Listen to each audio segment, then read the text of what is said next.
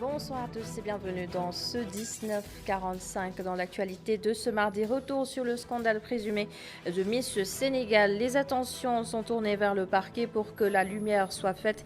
Mais en attendant, les plaidoyers se poursuivent. La directrice de la famille dénonce toute forme de violence faite aux jeunes filles et promet d'accompagner les victimes si toutefois les faits sont avérés. Vous entendrez le directeur général du port autonome de Dakar sur les attaques à la cité-port de Diamniadio. Ababacar Sadir Bey appelle les habitants de Dougar à savoir raison garder.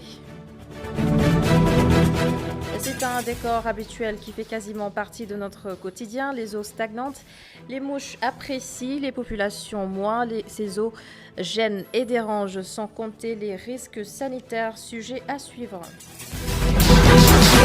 Nous allons explorer ce soir le monde du graphisme et du design à la rencontre d'un jeune artiste très passionné, Aziz. Il s'appelle. Ses œuvres à découvrir en fin d'édition.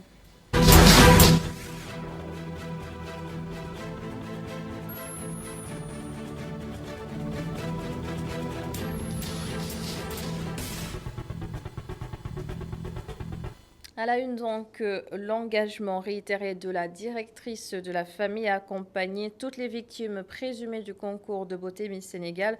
Fatou Ndiaye Dème dénonce toute forme de perversion auxquelles les jeunes filles peuvent être confrontées. Je vous propose de l'écouter.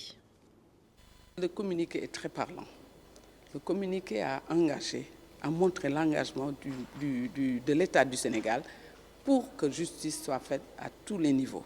Donc là, ce processus est en cours avec des rebondissements par rapport aux plaintes, mais aussi par rapport à la prise en charge. L'État aussi est là. Certainement, nous avons un déficit peut-être de centres de prise en charge, mais les structures sont là pour une prise en charge psychosociale, une prise en charge même économique, d'appui par rapport aux ordonnances, d'appui par rapport à des examens qu'il faut faire. Mais en ce moment, je pense que ce que peut-être le ministère déplore, c'est que Miss Sénégal, comme on le dit, si on se réfère à, je pense que la première dont on a toujours le nom, Thioro Thiam, c'était des événements pour la promotion de la femme, pour montrer la femme dans toute sa beauté, montrer la femme dans toute sa splendeur. Donc je pense que le ministère déplore cette banalisation, cette perversion, si j'ose dire, de ce grand événement. Donc le ministère de la Culture qui est en charge de cela en premier, vous avez bien vu les réactions par rapport à ça. Donc je pense que, comme vous l'aviez dit, l'État est engagé, comme il l'est déjà, depuis vraiment ces histoires de viol commencent à ressurgir. La campagne des 16 jours d'activisme contre les violences faites aux femmes démarre bientôt et l'édition de cette année s'annonce particulière vu le contexte actuel assez mouvementé. ONU Femmes mise sur la sensibilisation à grande échelle. Je vous propose de suivre ce compte-rendu signé Oussama Moniksania. En prélude aux 16 jours d'activisme contre les violences faites aux femmes, la sensibilisation est le maître mot pour ONU Femmes. L'organisation onusienne compte sur les journalistes et autres médias pour mettre fin dès maintenant à la violence faite aux femmes. Aujourd'hui, nous avons échangé. Il y avait, au-delà des médias, il y avait aussi l'association des juristes sénégalaises, nos partenaires, les influenceurs, pour qu'ensemble, on puisse se mobiliser et parler d'une seule voix et montrer que les femmes et les hommes champions aussi qui sont avec nous disons non aux violences faites aux femmes, que ce soit le viol, le harcèlement, les pratiques traditionnelles néfastes, le mariage précoce. Tous ces sujets sont sur la table.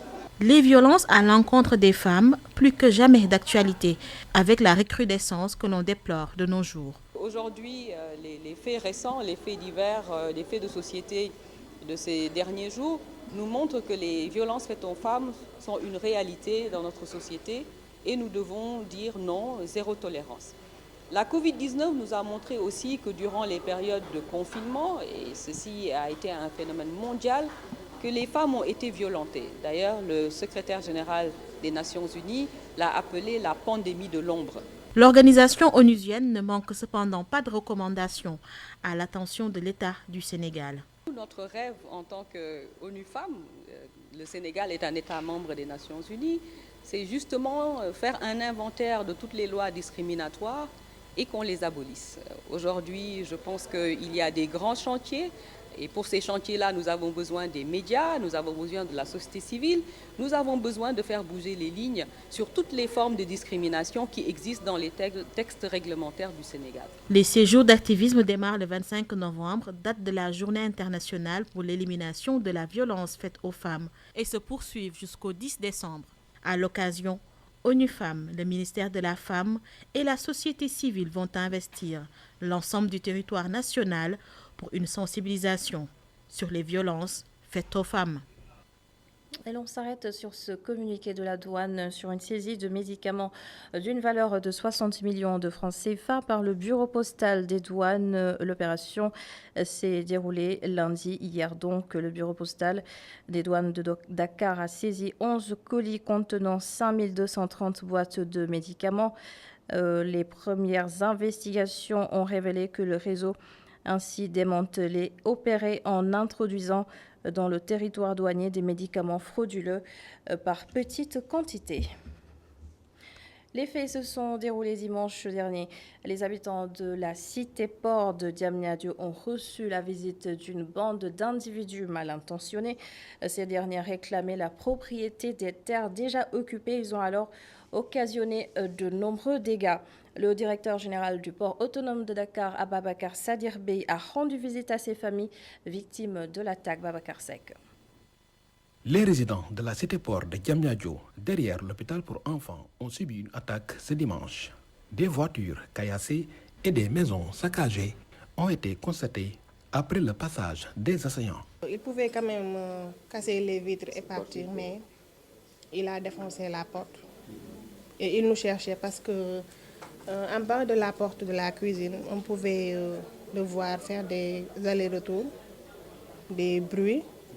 Il a fracassé l'armoire. Il nous insultait. Je vais vous tuer. Vous n'allez jamais être en paix ici. Partez, sortez d'ici. Ici, ce n'est pas votre place. Sortez d'ici. Les résidents de la cité-port réclament en urgence une brigade de gendarmerie pour la sécurité des populations. Donc aujourd'hui, monsieur le directeur, si vous voulez que nous continuions à habiter dans la cité que vous nous avez construite, implantez-nous ici une gendarmerie, une brigade de gendarmerie digne de cela. Le directeur général du port autonome de Dakar, venu soutenir ses agents, a regretté cette agression et appelle les populations de Dougar qui sont en conflit avec Pikok à la sérénité et au dialogue. Donc je voudrais en profiter pour faire un appel à nos compatriotes de Dougar de savoir raison garder. Nous leur tendons la main, nous pouvons travailler avec eux en relation avec Pikok. Ce qui peut se faire pourrait se faire. Nous n'excluons pas d'aller les voir et de voir sur le plan social ce qu'on peut faire pour ces populations. Le promoteur des cités-ports, Pikok représenté, assure que les populations de Dougar ont été déboutées par la justice et que l'entreprise immobilière occupe le site en toute légalité. Et sur un autre front, à Kaffrine, un gros différend oppose des agriculteurs et des éleveurs. Ces derniers auraient brûlé les récoltes des agriculteurs et le problème semble beaucoup plus complexe, nous dit Adama Sarr. La tension monte entre agriculteurs et éleveurs dans le département de Kaffrine. Selon le porte-parole des agriculteurs, les éleveurs ont détruit puis incendié leurs récoltes. waxtu wi lañ fi ñëw taxal naaf yi fii taxal nañ fi ñaari naaf ñu del démb ñu del siwaat del lakkaatu ñetti naaf fii ba fii ñu toll gisuñu leen ñoom waxuñu dara. C'est lundi dernier que les éleveurs ont incendié 2 champs d'arachides. Comme cela ne suffisait pas, ils sont revenus pour incendier 3 autres champs en l'espace de 15 jours. Maintenant, nous voulons que justice soit faite. Nous ne comptons pas reculer d'un iota dans ce combat.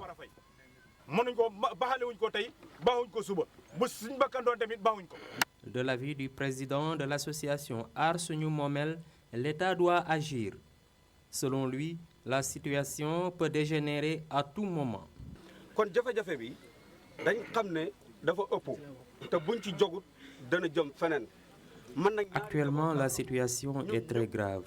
C'est pourquoi j'appelle les autorités à réagir avant qu'il ne soit trop tard. Les agriculteurs et les éleveurs peuvent vivre ensemble dans la paix. Il suffit juste pour les autorités de chercher des endroits où les éleveurs pourront amener leurs animaux.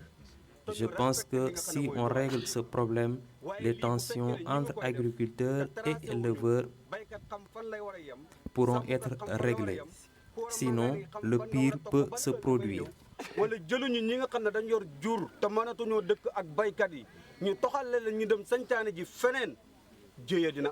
En cette période des récoltes, la tension est fréquente entre agriculteurs et éleveurs dans le Saloum, une situation qui se termine souvent par des drames.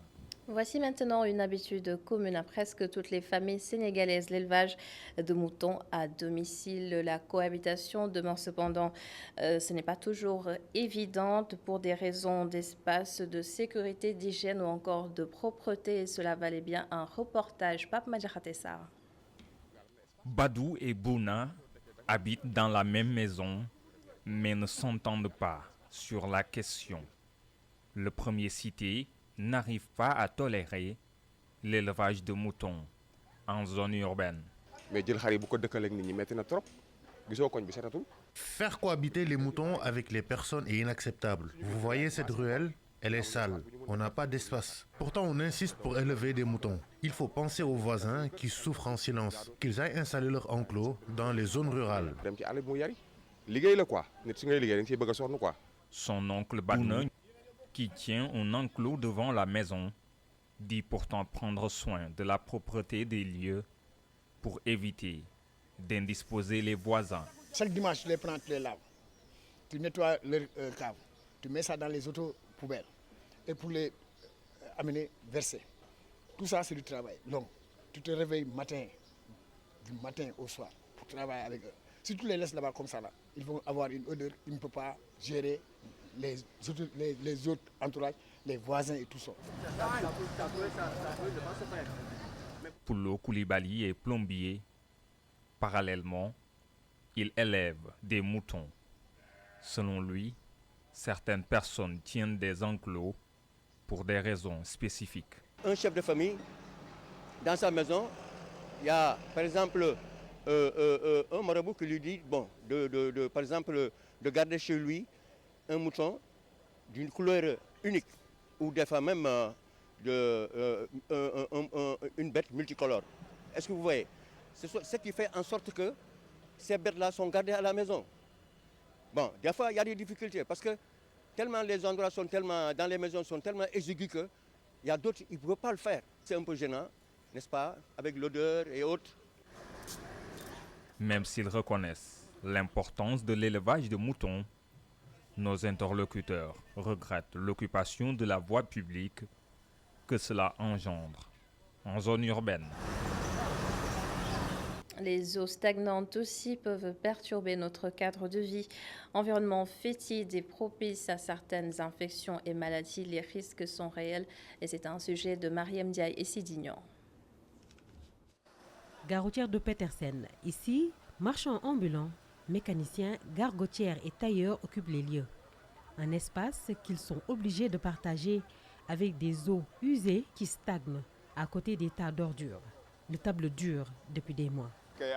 Cette situation dure depuis un an. Nous respirons cette odeur nauséabonde toute la journée. C'est dans ces conditions que nous travaillons. Nous avons nous-mêmes tenté de solutionner le problème. Et il y a des gens qui sont chargés de le faire. Les tas d'ordures occupent désormais notre lieu de travail. Les occupants des lieux interpellent les autorités municipales. L'environnement est devenu invivable. Pourtant, nous payons les taxes tous les jours. Il faut que cela change. Une situation qui a fini de créer un manque à gagner considérable. Beaucoup de clients ont fui le marché Petersen à cause de cette insalubrité. Nos clients ne viennent presque plus. Ils ne veulent pas venir acheter des pièces détachées en chopant une maladie sur les lieux.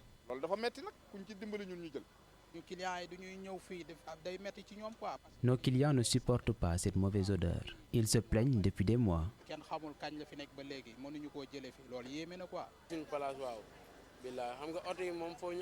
Nous ne pouvons pas dépanner les voitures à côté de cet tas d'ordures. C'est insupportable.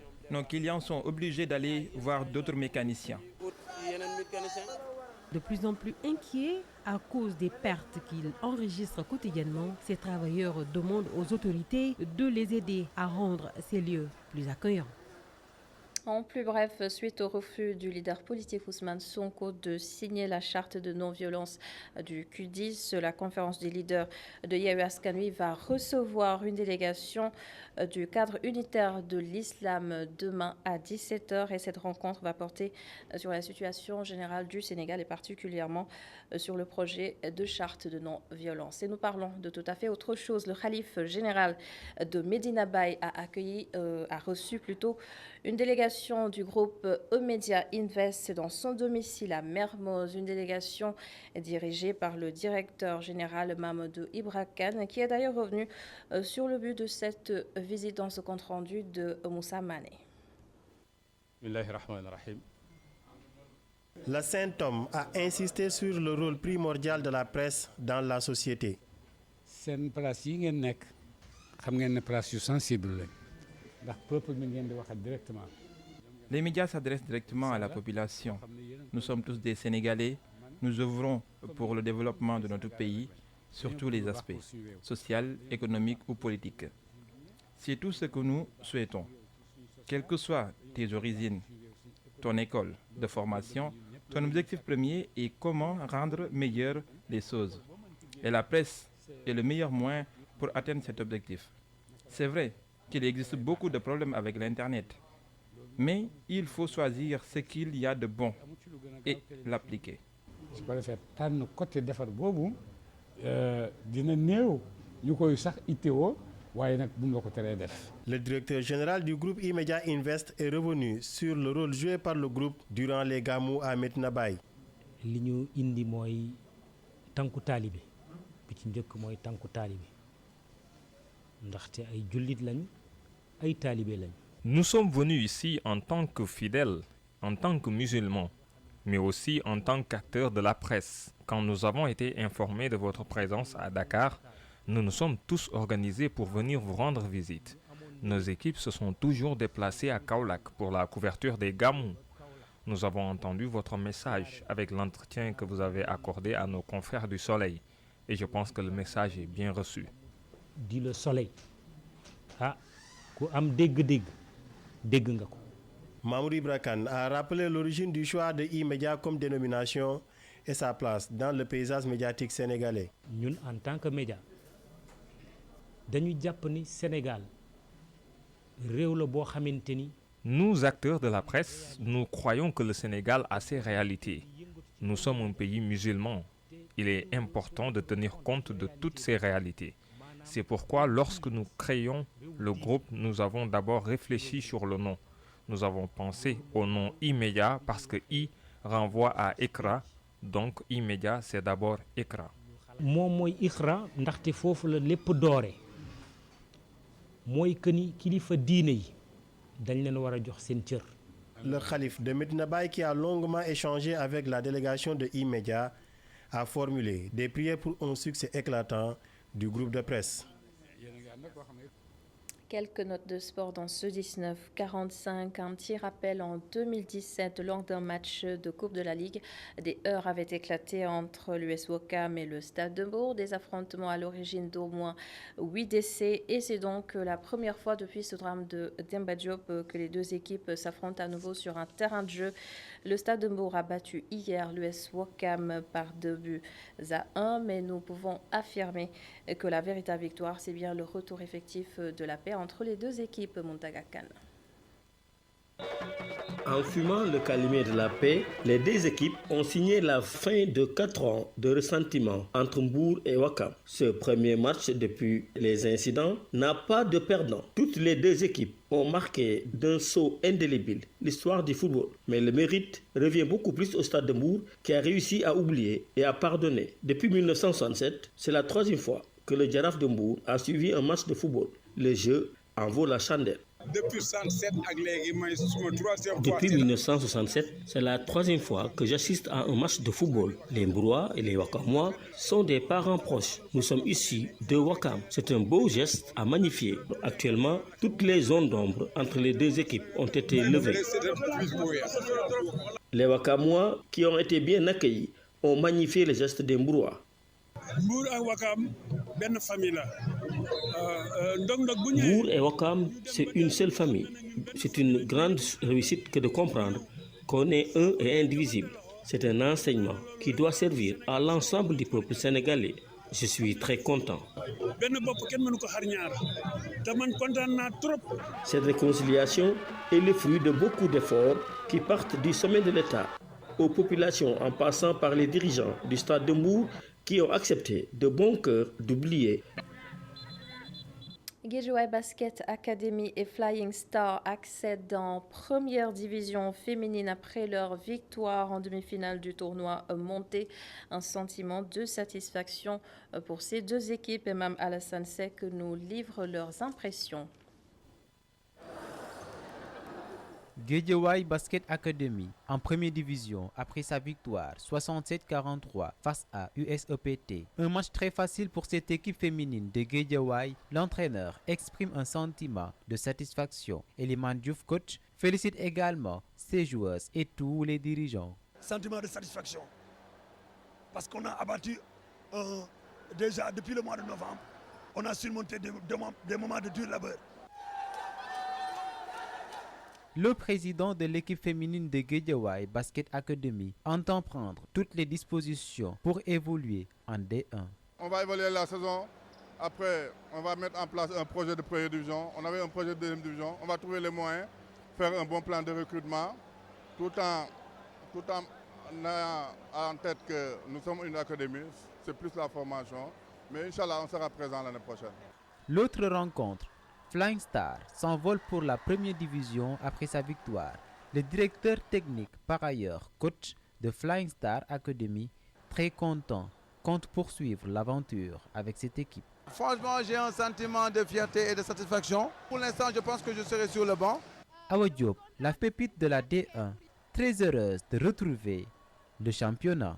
Je suis contente parce que nous avons fait pour y D1 avec sacrifice de def yëpp. Ça valait la peine pour nous. Waaw, loolu la daal. Guédiawaye Basket Academy et Flying Star Academy vont disputer la finale du tournoi de montée en première division chez les dames ce mardi. Moins de pression pour chacune des deux équipes car le plus difficile est déjà fait.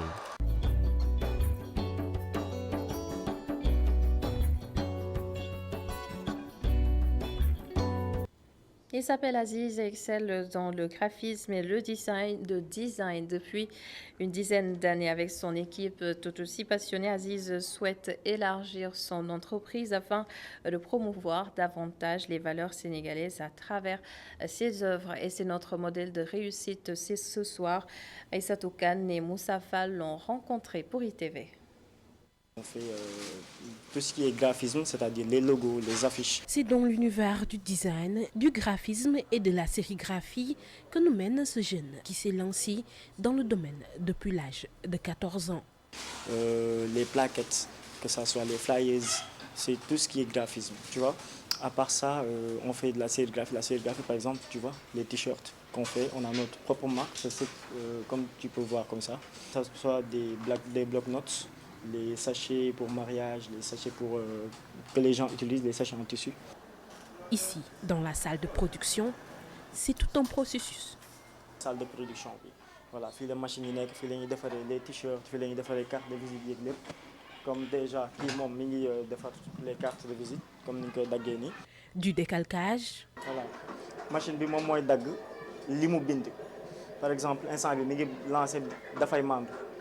Après moom bu ci paree moom pare na ci léegi dañ koy jox kii moom mooy def tout ce qui est décalcage parce que li moom moo ñuy permettre moom mooy dagg li nga xam ne moom la ñuy bind ci t-shirt bi. Ou flex. Flex la boo xamante ne nii moom la ñuy teg ci t-shirt yi. Passons par l'innovation majeure du code QR sur les produits. suñu code QR bi nga xamante ne nii tey moo lay permettre yow boo jëlee sa téléphone boo ko scanné directement daf lay dugal si suñu site tu vois en même temps di nga mën a def foofu say achat que ça soit les pulls wala bépp commande boo mën a def rek mën nga ko ci am quoi. Porter la marque sénégalaisement, c'est aussi être fier de porter les couleurs du pays, d'où la promotion des valeurs à travers la vente. On a déjà notre propre marque, qui est une marque qui parle des valeurs humaines, qui ont tendance à disparaître. Nit dafay mandu, il y a Gor Sa Wax Ja, il y a Nit Nitay Garabam, ou bien des choses qui sont un peu fun, Mangi Baax, Naka Sa Dugda, qu'on vend partout dans le monde. Que ce soit en Europe, aux États-Unis. Une entreprise qui fonctionne avec le travail laborieux de 6 autres collaborateurs. Patriote, il reste convaincu que tout est possible au Sénégal. J'y crois parce que comme je te l'ai dit tantôt, je n'ai jamais sorti d'ici au Sénégal. Tu vois? Donc j'y crois parce que, et je continue d'y croire parce que là, j'ai bâti tout ça. Pas tout seul, j'ai eu des gens qui m'ont aidé, que ce soit la famille, les amis, les clients. Je me dis qu'il faudrait des gens à côté qui vont te tendre la main pour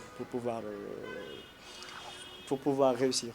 Bon, même s'il n'y en a pas, il y en a des gens qui ont réussi tout seul. Malgré les énormes difficultés, Aziz et son équipe comptent élargir son business, tout en espérant gagner les grands marchés sénégalais. On voit déjà que ce soit l'État ou bien les grandes entreprises ou bien certaines écoles même, commander en Chine leur propre tenue ou bien des vêtements, ainsi de suite. Alors que ces trucs-là, on peut le faire ici. Il y a des jeunes qui le font ici.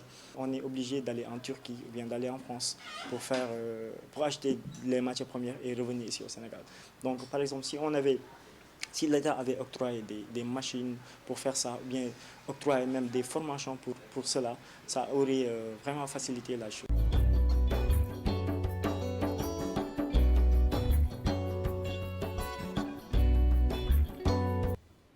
On se quitte sur ces images. Merci beaucoup d'avoir suivi ce journal. Merci à l'ensemble des équipes en régie. Bonne suite des programmes sur ITV. Rendez-vous demain à 19h45.